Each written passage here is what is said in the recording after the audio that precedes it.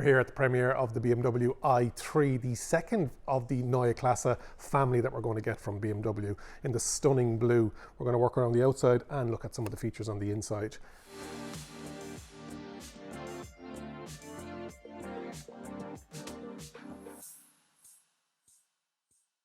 Starting off on the bonnet, we've got this gorgeous sculpted valley coming all the way down, and we've got that updated BMW logo, the roundel, without that chrome in the middle. One of the biggest things we're going to be chatting about here and in the comments is the kidney grills. Long, elongated, nice and wide, and they're actually represented by the light bar here. So BMW are using light instead of chrome here moving forward. These are totally blacked out. Here on the right hand side you have your 360 camera, etc., and some of the other LiDAR and sensors in underneath that as well. Moving out towards the edge then you have those snake eyes with the headlights inside those beams as well. And in underneath we have those flaps that open up to cool down the battery, some glass black edging down here as well, and some aero. We don't have any aero figures yet. We do have some stats, but not all of the stats at the moment. We can't open up the frunk or the bonnet. We don't have any confirmation that there is a frunk in there, but I would suspect it is. It is the same wheelbase as the BMW iX3. We have that up on the channel from back in December, but today it's all about the i3. Moving down along the side, we have a 21-inch wheel, nice sculpting going on, sensors on the side as well, very much an aero wheel there as well. Body colored door mirrors with that gloss black frame around it, that panoramic sunroof with these flush door handles that pop out, again similar to its bigger sibling in the iX3, with an illuminated badge along inside it, illuminated lining inside it. Body colored sill with some gloss black in underneath. I've got some dimensions for you, forgive me for reading from notes. Length, we've got 4.76 meters, width 1.87 meters, height 1.48, wheelbase of 2.9, front track 1.606, and slightly wider track in the rear 1.614. The track is narrower than the iX3. So gorgeous. It's got that familiar 2.5 box design. Very important car for BMW with the 3 Series. I had a E40 myself back in 2005. So this is a car that electrification makes real sense for. You've got that cell to pack body with the cylindrical battery in underneath. We're going to have a look at the rear and the charging port on the rear right hand side. Charging port rear left hand side, so not the supercharging side, and like the BMW iX3 I assume it's going to fold up the way. It's on an 800 volt architecture with a 400 kilowatt DC peak charging, and it also has vehicle to grid, vehicle to load, vehicle to home. Vehicle to load about 3.3 kilowatts, 3.7 kilowatts. Vehicle to home and vehicle to grid on 11 kilowatts within the European Union, and in some markets we're going to get 19.2. That's all tied into that ecosystem for the professional charging box package that BMW offer in some markets.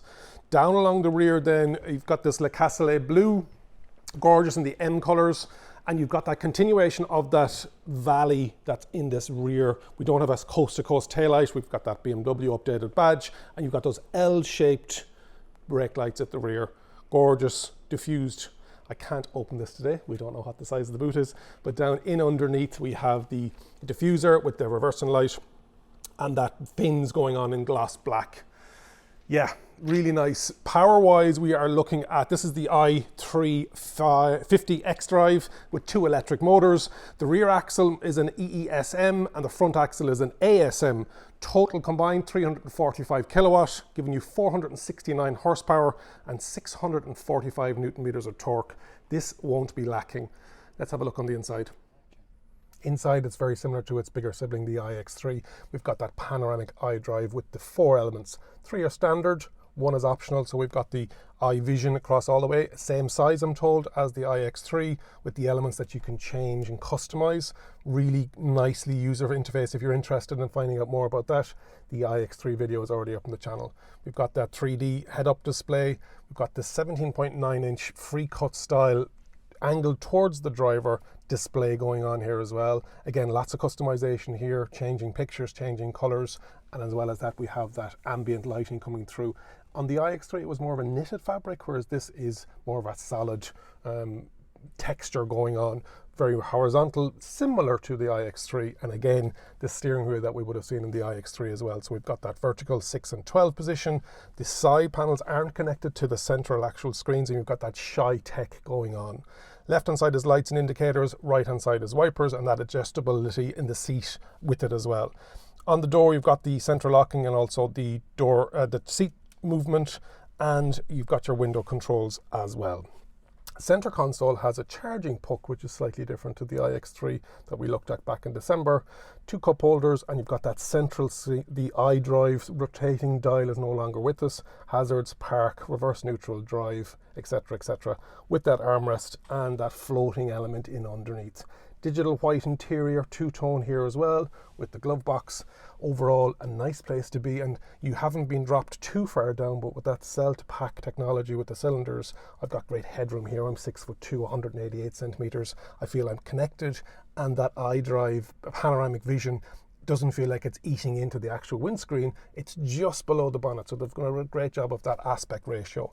Overall, a nice place to be, and what I heard last night when we launched it, it was the screen is slightly 1 degree faced more towards the driver, whereas in the iX3, it's more for everybody in the cabin.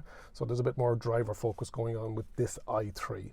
So that seat is set for me. As I said, I'm 188 centimeters, 6'2". Let's have a seat in the back to see what it's like there. Inside the i3 in the rear, again, lots of space. I've done a great job of maximizing the height and the leg room.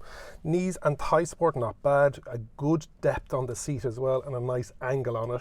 Headroom, because of that panoramic glass sunroof, again, I've got great headroom in here as well. These are the seats again that we would have seen in the iX3, where they've got the height and they've got the lateral movement. You've got some attachment points in the rear, and this has the tri-zone option with the touch panel back here and 2 USB-Cs. We've got a armrest with cup holders in here as well, and Isofix, your traditional sedan rear back. But it's great to see that sometimes when it wasn't a dedicated electric vehicle platform and you haven't the ability to add that battery pack into the chassis, it's open into the body frame. It would have been a lot more knees up, but I'm finding this is very comfortable. Again, 2 larger adults or 3 smaller adults in the rear. This digital white, the fact that it flows all the way around from the rear into the front of the cabin and all the way around, really nice place to be. But yeah, they've done a great job with the BMW i3. That is our first look of the BMW i3. If you want to see more, we'll hopefully be driving it soon on the channel. If you haven't already subscribed, please do so. Hit the like button, leave a comment, and remember, if you think an EV is for you, leave it to me and I'll review. Thank you very much for watching.